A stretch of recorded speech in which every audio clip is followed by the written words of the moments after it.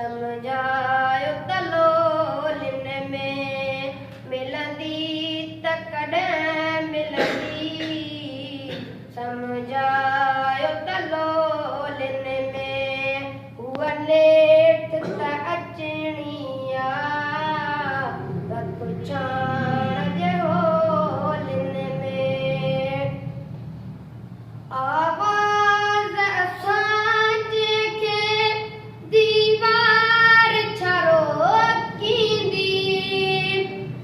आवाज़ असांजे खे दीवार छरो कींदी जे जिस्म रहिया पंहिंजा केदी बंद खोलिन में जे जिस्म रहिया पंहिंजा